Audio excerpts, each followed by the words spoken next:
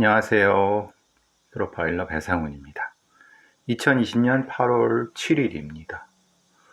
8월도 일주일 지났고 오늘이 입추입니다. 아니 무슨 장마가 이렇게 계속되는데 입추가 뭐예요? 절기가 좀 앞서가죠. 아, 어, 여러분 아직도 장마는 좀 남은 것 같습니다. 항상 조심하시고요.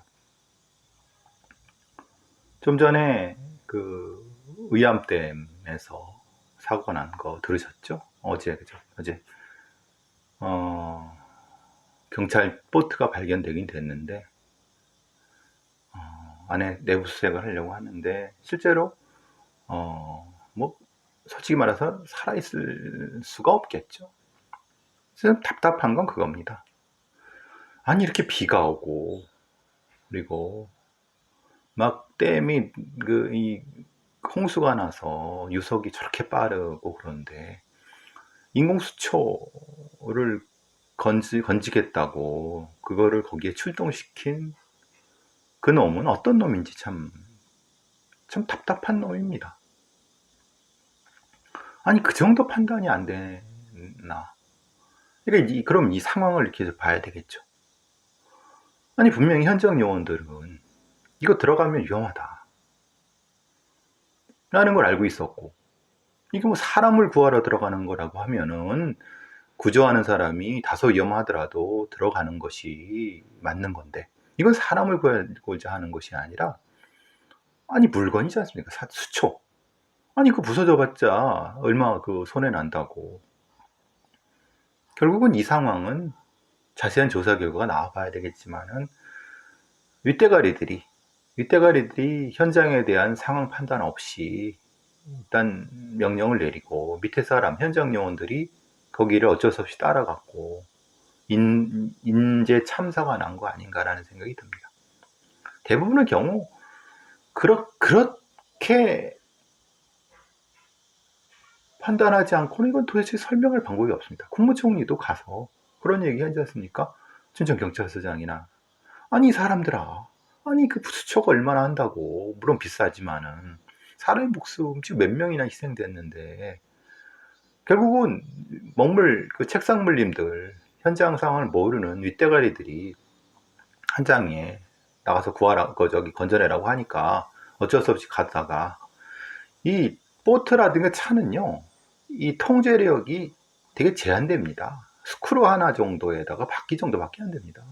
그거 잘못하면은 통제력 금방 상실합니다. 그러면 그냥 댐에 빨려 들어가면 다 죽는 거예요. 지금 상황이 그거지 않습니까?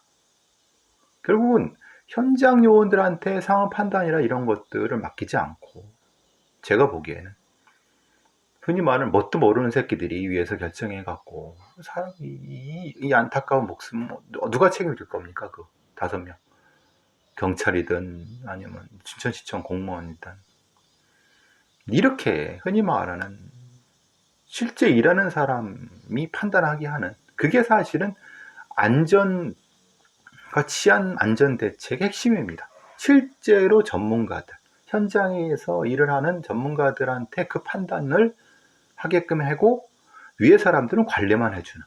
근데 거꾸로 관리해주는 애들이 지가 다 아는 것처럼 이렇게 떠들어대고 해고 문제가 생기면 자기들은 빠져나가고 밑에 사람들한테 뒤집어 씌우는, 이게 항상 반복되는 거 아니겠습니까? 근데 더 큰 문제는 지금 이렇게 문제가 발생했어도 춘천시장이나 춘천경찰서장 같이 이걸 결정하는 놈들은 쏙 빠져나가고 결국은 그냥 순직 처리하고 마는, 아무것도 바뀐 거 없는, 사람만 죽은, 그럴 가능성이 제일 높죠.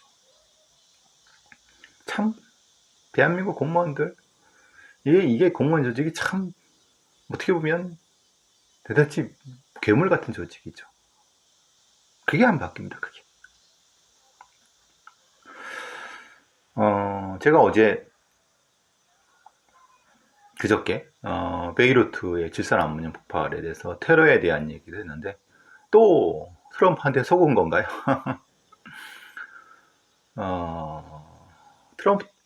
트럼프한테 한두 번 속은 것도 아니지만 트럼프는 어떻게 보면은 중동에서 테러가 발생해서 뭔가 건이 발생하길 바랄 수도 있는 거죠. 그러니까 실제의 그 군 장성들이 이런저런 얘기도 하고, 뭐 테러일 수도 있고 아닐 수도 있고, 뭐 사고일 수도 여러 가지 가능성에 대한 얘기를 하는데 자기가 원하는 것만 얘기를 한 거겠죠. 여태까지 이렇게 해왔기 때문에 뭐 크게 놀랄 것도 아닙니다만은. 그리고 제가 판단하기는 이게 말이 2750톤이라고 하는 질산암모늄이 이게 폭발한다는 게 말이나 됩니까? 우리나라에서도 여수산단, 여수에 있는 산업단지에서 13만 톤이 연간 생산이 된다고 합니다. 비료죠. 근데 그게 터집니까? 거의 터질 일이 없습니다. 왜냐면 그게 위험물이라는 걸 알고 있고, 그리고 터지려고 하면 조건이 또 따로 있어야 되거든요. 밀폐된 상태에서 특정한 어떤 온도 조건이나 이런 것들이. 근데 그러기는 사실 쉽지가 않습니다. 그러니까 테러를 의심하게 될 수밖에 없는 거고, 트럼프는 교묘하게 그걸 이용한 거고, 저는 속아 넘어간 거죠. 그러니까 전 지금 얘기 나오는 거 보면 베이루트에서 이제 어느 뭐 러시아 쪽 어디 무슨 쪽에나 이걸 압수를 해갖고 압류물을 해놨는데 관리가 안 된 상태로 6년 동안 있는데, 그럼 6년 동안 있으면 어떻게 되겠습니까? 아주 허름하고 밀폐된 참고에 계속 있었던 거죠. 딱딱해지고 변질이 오고, 그럼 거기 상태에서 이제 상당한 형태의 고압력이 발생하고 열이 발생한 상태에서 주변에 옆에 있는 공장이나 뭐 이런 데에서 다른 조건이 발생한 상태에서 폭발한다. 이건 충분히 가능하죠. 그러니까 이거는 어떻게 보면 관리 부실에 대한 인재일 가능성이 제일 높지만, 저는 또 한 가지 더 하는 것은, 글쎄 이게 분명히 인재는 맞는데 그걸 이용해서 또 다른 형태의 음모론이 나올 수도 있겠다라는 생각도 하지만, 어쨌든 지금 상황은 관리 부실에 대한 인재, 그만큼 중동의 레바논이란 국가가 종파 분쟁이라든가 이런 걸 통해서 공무원 조직이라든가 이런 정치 조직 자체가 작동이 안 되고, 그런 과정에서 이런 처참한 일이 벌어졌다. 대략 그런 것 같습니다. 그만큼 우리가 여러 가지 폭발 위험물에 대한 관리가, 안전이 중요한 부분이 되겠죠. 어쨌든 트럼프한테 속아서 또 제가 또 오버를 낸 것 같습니다. 죄송합니다. 좀 전에 보니까 네이버 스포츠 댓글란이 폐지됐다고 하네요. 왜 그런지 말씀 안 드려도 아시겠죠? 제가 이제 여러 스포츠를 좋아하는데 여자 프로배구를 좋아합니다. 예전에는 이제 뭐 흥국생명도 좋아했고, 이전엔 뭐 다른 좋아했었지만은 이번에 이제 현대건설의 고유민이라고 하는 그 선수가 자살을 했어요. 왜 그러느냐? 악플 때문에. 실제로 이제 뭐 여자 배구가 인기를 얻게 된 것도 여러 가지 있지만, 상당히 그 활발한 플레이라든가 또 어떤 다른 국가 대항전에 가서 열심히 하는 모습들, 그리고 또 하나는 이제 상당히 외적 외모 같은 경우도 준수한 사람들도 많고. 근데 그 중에서 이제 나쁜 쪽으로 풀린 건 그런 거죠. 이제 외모에 대한 악플이라든가 뭐 이런 것들이 많이 네이버라는 이런 댓글창에 나오면서, 프로배구 자체가 여자 프로배구 인기가 있지만은 그에 대한 또 반작용으로 이런 것도 많았거든요. 제 기억으로는 고유민 선수가 그 이전에는 빛을 못 보다가 작년 올해 시즌에서 좀 상당히 두각을 나타낸 것 같아요. 왜냐하면 뭐 현대건설의 어떤 뭐 팀 내 사정도 있겠지만, 근데 그러는 과정에서 오히려 이 고유민 선수한테는 독이 된 것 같아요. 왜냐하면 자기가 좋아하는 선수의 자리를 빼앗았다고 생각하는 악플러들이 있으니까. 결국은 뭐 여러 가지 이유 때문에 결국 극단적 선택을 하게 됐는데, 어떤 스포츠나 아니면 이런 거에 어떤 스타에 대한 관심을 표현하는 것은 그건 뭐 자기의 자유지만은, 상습적으로 악의적으로 악플을 다는 것은 이거는 범죄적으로 취급을 해서 관리가 돼야 됩니다. 지금 네이버 댓글란에 연예 댓글은 폐지가 됐죠. 스포츠 댓글이 폐지가 됐다고 해요. 우리 스스로 사이버 공간이라도 지킬 건 지키지 않으면 자유라는 것은 사라질 뿐입니다. 그러면은 나는 안 그런데 그러면은 여러분이 어떤 영역이든 댓글을 다른 사람의 악플이나 이런 걸 봤을 때 자정자격 어떤 그런 사람들한테 이렇게 쓰지 마시라고 한두 번 하다 보면 다른 사람들도 그 사람들에 대해서 일종의 선풀 운동이죠. 아니 선풀이 아니라 그러니까 말하자면 악성 댓글, 상습적인 악성 댓글을 쓰는 사람도 있지 않습니까? 그런 어떤 우리의 자세가 필요할 거라고 생각이 됩니다. 법적인 제도적인 것도 필요하겠지만 안타까운 일입니다. 고유민 선수의 명복을 빕니다. 지금 또 전공의들 의사 파업이라고 지금 했는데 의대 정원 확대 이렇게 되는데 저는 늘 말씀드렸지만 의사 정원은 대폭 확충돼야 된다. 근데 모든 것이 이렇게 확충된다기보다 공공부문의 의료인이 확충돼야 된다. 그러니까 그리고 그 사람들은 특별히 어떤 특별한 분야, 감염병 예방 분야라든가 아니면 법의학 분야라든가 이런, 즉 말하자면은 다른 쪽으로 가지 않아도 먹고 살 수 있는 그러려고 하면 이제 단순히 의대 정원, 그러니까 공공의대 정원의 확대가 아니라 제가 말씀드린 것처럼 의사 자체를 가장 똑똑한 공부 잘하는 애들이 가는 데가 아니라 추첨제로 대충 가장 공부 잘하는 애가 한 20% 정도, 상위 한 10% 정도 애들 정도 이상에서 추첨을 통해서 갈 수 있게 의사가 될 수 있고, 그 의사가 된 사람들이 다수가 갈 수 있고, 그러니까 지금은 뭡니까? 오랫동안 공부를 해갖고 오랫동안 돈을 많이 들였으니까 그 많은 돈을 뽑아내야 된다는 거 아닙니까? 수입을 통해서 악순환이 되는 거죠.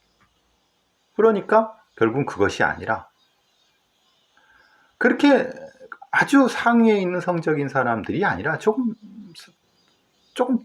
상위권이 아닌 사람들을 중심으로 많은 사람들이 의사가 되고, 그 의사가 된 사람들 중에서 이제 여러 시스템적으로 흔히 말하는 전문 영역을 찾아가고, 이런 시스템, 그게 사실은 로스쿨 시스템이고 그런 거죠. 이렇게 즉 말하자면 사법고시를 봐서 아주 그냥 오랫동안 공부하지 않아도 할 수 있는, 대신 자격증으로서, 의사도 마찬가지라고 보는 거죠. 의사도 자격증으로서 그 영역에서 할 수 있게끔 이런 층화된 형태의 의사 선발 시스템, 의사 육성 시스템이 되어야 된다는 거죠.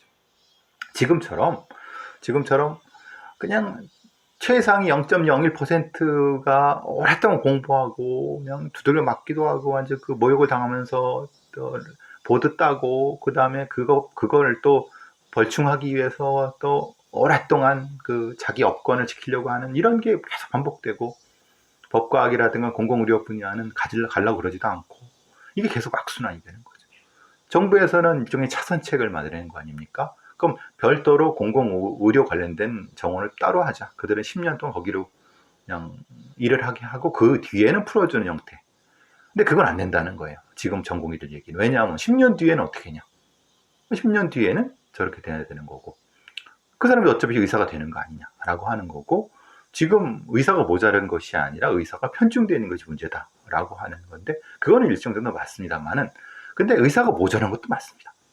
왜냐하면 의사가 편중된 것은 이거는 우리 의사의 문제가 아니라 대한민국의 수도권 집중에 대한 문제인 거죠. 그리고 상위 대학, 그러니까 대학 교육의 문제인 거죠. 그걸 다 지금 정부한테만 책임을 물을 수는 없지만, 그렇지만은 지금 정부가 책임지는 부분이 분명히 있어야 되니까, 그러면 장기적으로는 의사 정원 확대가 맞다. 대신 과도기로서 공공의료 쪽을 확충을 하는 쪽으로 가되, 대신 의사 양성 시스템에 대한 전환도 분명히 필요하다. 그리고 그 일환으로서 법과학이라든가 연구 의사 이런 부분에 대한 것도 충분히 지금부터 나가야 된다 하는. 글쎄, 이게 참 말이 쉽지 쉬운 부분이 아니죠. 그렇지만은 의사들 말도 일리는 있지만은 파워로 풀 문제는 아니라고 봅니다. 어제 그저께죠. 그저께 경찰 고위직 치안감 이상에 대한 인사가 그저께입니다. 완료가 됐습니다. 제가 늘 경찰에 대한 비판적인 말을 할 때 나는 총경 이상, 치안감 이상, 그러니까 경무관 이상 애들은 다 잘라야 된다고 본다. 그래도 도대체 하는 게 뭐냐? 제가 생각하는 건 총경까지, 경찰서장까지는 계급을 유지하되, 경찰서장이 넘어서는 경무관 이상은 계급을 단일하게, 그때는 그냥 회사식으로 상무 전무, 이런 형태의 직급 체계로 가야 된다. 즉 말하자면, 경무관이라 하더라도 주방청장을 할 수 있는 거고, 치안 정감이라 하더라도 어디과에 차장을 할 수 있는 거. 그러니까 그런 형태, 말하자면, 즉, 총경 이상, 총경을 넘어서면은, 총경까지 실무자라고 보고, 총경을 넘어서면은, 그다음부터 그냥 정무직으로 하는 게 맞다. 이게 웃긴 상황이잖아요. 경무관부터, 치안 정감까지가. 아직도 이런 캐캐묵은. 이런 애들 쓸모없는 애들 아니니까, 경무관부터. 이게 치안감 이상은 27명이고, 합치면은 경무관 합치면 50몇 명이 된다고 하대요. 물론 더 됩니다만, 제가 잘못 알고 있는 건 100명 이상이 된다고 하는데, 사실 제가 보기에는 그만큼 유지할 필요가 없습니다. 왜냐하면 이제는 행정경찰과 수사경찰이 분리되는 상황이라고 하면은 계급으로 유지되는 것이 아니라 흔히 말하는 업무 전문성으로 하려고 하면은 총경급 정도가 수사팀장 과장을 이끌면서 하는, 그래도 이런 자 정무직으로 하면 되는 거거든요. 근데 아직도 대한민국 경찰은 옛날 일제시대의 그 캐캐묵은 것에 빠져갖고 가등 쓸모없는 것 인간들이 많아갖고, 제가 늘 말씀드린 경무관 사람들은 다 잘라버려야 되는 거죠. 그 다음에는 선출직으로 하든 정무직으로 하든 지가 선택하게끔 해야 되죠. 수사권 조정 관련된 부분에서도 한마디, 지금 현장 경찰들이 문제 제기하는 게 지금 제가 우려한, 편파TV에서 말씀드린 것처럼 검경 수사권 조정이 입법 예고가 됐는데, 흔히 말하는 법의 취지에 따르면 검찰 개혁은 직접 수사를 축소하는 방향이 돼야 되는데, 이 악마는 디테일에 있다고 오히려 시행령에서는 거꾸로 됐다는 거예요. 그래서 현장 경찰들이 엄청 반발을 하고 있어요. 저도 이거는 이해를 못하겠어요. 그러면 저도 이해를 못하고 현장 경찰도 이해 못하는데, 지금 이 윗대가리 놈들, 그 경무관 이런 고위 경찰 간부는 놈들은 뭐하냐 이 말이에요. 얘네들하고 상관없죠. 얘네들은 누릴 거 다 누리는 애들인데 이게 무슨 상관입니까? 얘네들이 하도 쓸모없는 애들이라는 거예요. 쉽게 말하면. 즉 말하자면 두 가지가 가장 큰 문제라고 얘기를 하고 있어요. 첫 번째 뭐냐면, 우리가 실제로 이제 검찰과 경찰 사이의 권한에서 의견이 상충이 될 때는, 의견이 충돌할 때는 서로 협의해야 된다고 하는데, 그럼 그 협의의 주체가 누가 돼야 되느냐? 그럼 공동으로 해야 되는 게 맞잖아요, 형식적으로. 근데 뭐가 되냐면, 그것을 수사 준칙을 누가 주재하면 법무부 소속으로, 수사준칙 소관 부처를 법무부 단독으로 했다는 거예요. 그러니까 지금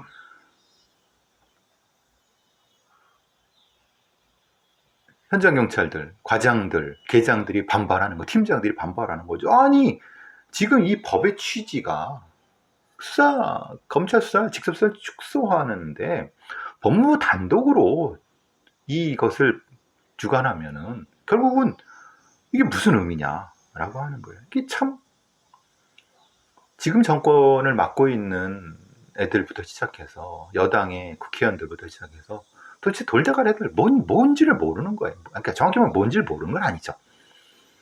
그러니까 어선푸레하게 검찰개혁이라는 것을 풀어냈는데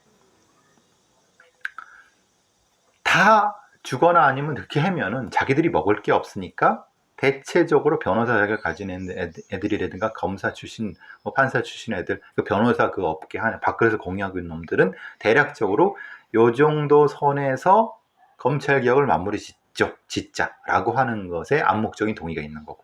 그리고 경찰 수뇌부급들, 윗대가리들은 그거를 봐주는 대신에 경찰개혁을 안 하는 쪽으로 또 이렇게 이 윗대가리들은 서로 짜움을 먹은 거죠. 알게 모르게. 그러니까 이제 말하면 경찰 내부 설명에서도 현직 경찰도 이런 말씀을 하는 거죠. 겨우 집 한 채 마련한 줄 알았는데 월세더라. 이게 뭐냐? 개판이다. 그러니까 실제로 일하는 계장, 과장 아니면 팀장 애들은 방방 뜨는 거죠. 이게 뭐냐라고 하는데 고위급 애들은 뭐 속으로는 좋아서 죽으려고 그러는 거죠. 경찰청. 그러니까 경무관이나 이런 그 이상 있는 놈들은. 이게 기득권에 가진 놈들은 경찰개혁이든 검찰개혁 하기 싫은 거예요. 그리고 하기 싫은 게 서로 다 아니까 서로 그냥 알게 모르게 그냥 짬짬이가 있는 거죠. 또 하나는 이게 참 문제인데 실제로 이제 검찰의 수사 범위가 있고 경찰의 수사 범위를 법으로 나눠놨습니다.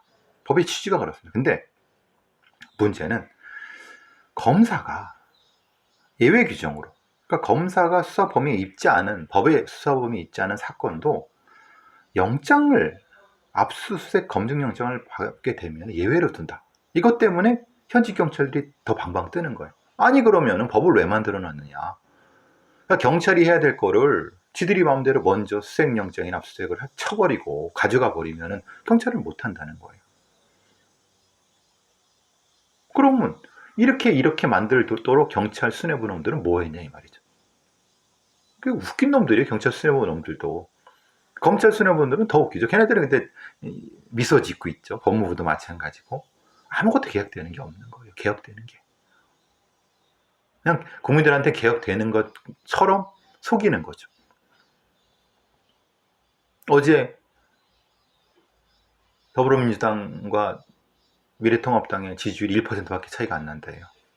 이거 누구 책임입니까? 현 정권과 집권 여당의 책임이에요. 왜? 보세요. 제대로 개혁도 안 하고 있어요. 집값 문제라 이거 다 해는 신용만 하잖아요. 제대로 하는 것도 없이. 이게 저를 또 욕하시죠. 너는 왜 민주당 정권 욕하냐? 욕을 먹을 만하니까 욕하죠. 안 그렇습니까? 제대로 하는 게 뭐가 있습니까? 개혁의 철학이 있습니까? 아니면 그만큼 메커니즘이 있습니까? 제가 늘 말씀드렸잖아요. 이낙연이 철학도 없이 떠들어대다가 폭망한다. 지금 폭망하고 있잖아요. 어제 나온 여론조사 뭡니까? 여당 단독 후보 찍을래 41%, 야당 단독 후보 찍을래 42%. 이미 역전됐어요. 그 누구 책임입니까? 스스로 정권에서 얼마나 못했으면 이지랄 나는 거 아닙니까? 누구 책임입니까 이게? 제가 미래통합당을 극도로 싫어하는 사람 중에 한 명 아닙니까? 근데 저도 못 먹는, 쉽게 말하면 더불어민주당 지금 이 집권 여당 애들은 뭘 줘도 국민들이 좀 제발 좀 하십시오라고 이게 떠해도 이게 똥이 된장인지도 모르는 놈들, 투성이니. 이게 참.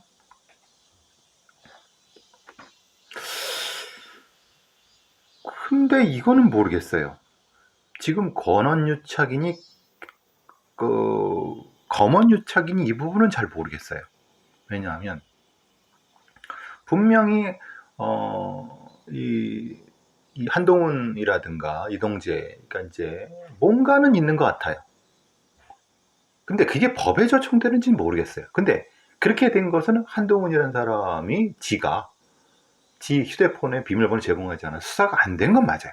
그러니까 수사를 안 했으니까 당연히 뭐가 뭔지 모르죠. 근데 분명히 둘 사이에 뭔가 있는 건 맞는 것 같아요. 그게 법에 저촉되는지는 모르겠어요. 근데 이거를 소위 말한 조중동 같은 꼴통 아주 극우 언론 놈들이 이제 역공을 하는 거죠. 즉 말하자면 한상혁 같은 MBC 이런 여론을 조작하면서 실제로는 검언유착이 아니라 권언유착이다 라는 식으로 뭔가를 풀어가는 것 같아요. 근데 실제로 빌미를 준 건 맞는 것 같아요. 즉 지금 정권을 담당하고 있는 한상혁이나 방통위원장이라든가 아니면 여러 그 국회의원 놈들이라든가 이런 어떤 걸 맡고 있는 애들이 입이 싸고 사실 그 자리에 있으면 안 되는 애들이 있어갖고 소위 말한 지금 조중동 같은 애들이 그냥 눈을 불을 켜고 찾아다니고 있는데 그 빌미를 많이 주는 것 같아요. 그래 그거 딱 걸어갖고 또 흔히 말하는 과거에 뭐 참여연대를 했거나 뭐 경신련을 했거나 아니면 뭔가 시민운동을 했거나 민변을 했던 이런 애들 중에 지금의 정권에 소외된 애들 배신자, 그러니까 지금의 정권의 입장에서 보면 배신자지만 실제로는 사실은 좀 나눠줬어야 되는데 못 나눠준 좀 약간 떨거지 같은 애들, 그런 애들이 불만을 품고 일종의 그런 공작에 빌미가 되고 있는 지금이 그런 상황이 아닌가 싶어요. 정확한 건 잘 모르겠지만은 그러니까 일종의 판 자체가 권언유착이나 검언유착으로 이렇게 되는 것 자체는 프레임이 바뀌는 거죠. 그러니까 더더욱 지지율이 떨어지는 거고, 그리고 이것을 자기가 스스로 나아갖고 누군가가 몸으로 막아야 되겠다는 놈들도 없는 거예요. 그러니까 정권의 수혜는 다 받으려고 하고 책임지고 몸으로 이 정권을 지키려고 하는 놈들은 없고, 이거를 청와대나 아니면 이 정권을 담당하고 있는 애들이 알고 있는지 모르겠어요. 웃긴 놈들이죠. 이 상황이 지금 어떤 상황이 얼마나 위험한 상황인지 지금 정권을 담당하고 있거나 아니면 여권 수뇌부나 아니면 적어도 여권의 국회의원 놈들이 알까요? 이게 얼마나 위험한 상황인지. 백선엽에 대한 셀프 영웅화, 제가 계속 말씀드렸지만 백선엽 다부동 전투 좋아. 아니 전쟁 영웅 그래. 그럼 전쟁 영웅도 급이 있잖아요. 생각해보세요. 아무리 백선엽이 뭐 해도 성웅 이순신만 하겠습니까? 발톱에 때만도 안 되잖아요. 그죠? 우리가 역사를 제대로 읽고 분석하고 그럼으로써 미래의 사표를 삼는 것은 역사를 정확히 보고 그러기에는 그 사람에 대한 평가를 제대로 한다는 거예요. 지금 그러면 소위 말하는 우리의 훈장을 받은 애들 뭐 이런 애들 뭐 경찰이든 군인이든 이런 애들 제대로 된 평가했습니까? 그건 마찬가지. 그거는 독립운동가들도 마찬가지입니다. 정확한 평가, 엄격한 평가, 객관적인 평가를 통해서 거기에 맞는 공과가를 따지자는 거예요. 백선엽 저는 영웅일 수 있다고 생각해요. 그러면 근데 그 영웅도 정도가 있잖아요. 그게 백선엽 문제를 푸는 핵심이라고 생각합니다. 엊그제 임세환, 그러니까 이제 정신병원에서 정신과 교수 하나가 살해당했는데 임세환법의 허점이라는 거죠. 병상이 100베드 미만 이상인 데만 적용이 되고 100베드 아래쪽에는, 근데 대부분의 정신 관련된 문제는 큰 병원보다 작은 병원에서 발생하는데 여기 의사 하나밖에 없어요. 그러면 뭐 시설비라도 제공해 줘야 되잖아요. 좀 위험한 상태 되면은 도망갈 수 있게끔 하거나 아니면 뭐 보호장구를 하게. 그러니까 다들 그냥 눈 가리고 아웅, 그냥 형식적인 법 만들고 실제로는 통용되지도 않아. 돈도 쓰기 싫어. 의사가 희생되는데 그 의사보다 더 지위가 낮고 힘없는 많은 시민들이 이런 미친놈들한테 희생당하는 게 한두 건이겠습니까? 참 요즘 고려인들이 폭력해서 떼거지 싸움하고 돌아다닌다네요. 이제는 꼴뚜기가 뛰니까 망둥이도 뛴다고. 형사들, 현장 형사들 힘들어서 안 한다고 하고, 그러면 옛날처럼 옛날 방식의 조폭들 단속하고 뭐 이런 것들 새로 바뀌는 건 어떻게 하죠? 그럼 현장 형사들에 대한 처우라든가 조직 시스템이라든가 이런 것들, 아니 그냥 갔다가 해라 그러지 말고 뭘 제대로 할 수 있게끔 뭘 좀 마련해 줘야 되지 않나요? 고려인 놈들 그 소련 출신에 70명 수십 명이 떼거지로 패싸움하고 다니는데, 아니 그러면 인원이 모자르면 총기 사용이 전 총기 사용은 좀 부정적이지만 고무총이라든가 아니면 대체할 수 있는 수단을 마련해 주든가. 제가 늘 말씀드린 그러면 이런 다중 폭력 사건이라면 고무총탄 사용해라. 그리고 거기 관련된 부분에 시스템 마련해라. 어떤 거냐면 초기 진압 시스템 한 20명 정도. 뭐 일이 생기면 바로 가서 고무총탄 같은 거, 투망 같은 거로 제압할 수 있게. 거기에 대해 면책 특권 주고, 권한 주고, 전문 훈련 계속 실시하고. 그래야 되지 않나요? 제가 무리한 거 요구했나요? JTBC에서 오랜만에 볼만한 드라마가 이제 모범형사라고는 손현주 씨. 거기에 이제 이엘리안가 그런 여자 배우가 있대요. 제가 KBS의 생방송 수요일에 갔는데 우연히 정문을 나오다가 마스크 썼는데 그분이 여자 배우분이시더라고요. 깜짝 놀랐대. 깜짝 놀랄 거야. 역시 탤런트는 다르게. 그러니까 이제 다른 사람이랑 딱 구분이 되는 거예요. 아, 역시 이렇게 보면 너무 저한테 저 이 새끼 말이야. 이쁜 여자를 쫓아갔지만 쫓아간 건 아니지. 내가 그냥 길이 같아갖고 이게 가는 길이 KBS 나가니까 하나밖에 없으니까 오는데 제가 훔쳐왔다는 거 아닙니다. 오해하지 마세요. 근데 확실히 탤런트들은 확실히 이 외모 관리를 하니까 다르시긴 다르시더라고요. 근데 그분이 맞는 것 같더라고요. 연기 잘 하시더라고요. 근데 뭐 연기 때문에 그런 게 아니라 모범형사라고 하는 드라마에서 흔히 말하는 사건이 어떻게 은폐되고 어떻게 억울한 일이 발생하는 그 부분에 대해서 얘기가 되고 있어요. 여러분 혹시 기회가 되면 모범형사라는 드라마 한번 보세요. 옛날 생각도 많이 나고 제 옛날 기억도 경찰 생활할 때 그랬었지. 진짜 억울한 일. 그러니까 이제 쟤는 범인이 아닌데 범인으로 몰리네. 쟤는 범인인데 범인 왜 수사를 안 하지? 제가 사실 그런 싫어합니다. 그래서 경찰 관련된 드라마 이런 거 싫어합니다. 그리고 경찰 출신이라든가 뭐 검사 출신 애들 TV에 나와서 떠들어대는 거 참 싫어합니다. 에이 새끼야, 사기치지 마라. 그래도 오음영상 한번 봐주세요. 재밌어요. 자, 오늘 여기까지 하도록 하겠습니다. 또 빨리 데일리가 됐으면 프라임 데일리 했으면 좋겠는데. 안녕. 안녕은 요즘 공장장 뉴스 공장을 안 듣는데 나중에 시간이 되면 뉴스 공장에 대한 분석, 김어준에 대한 분석도 한번 해드리려고 해요.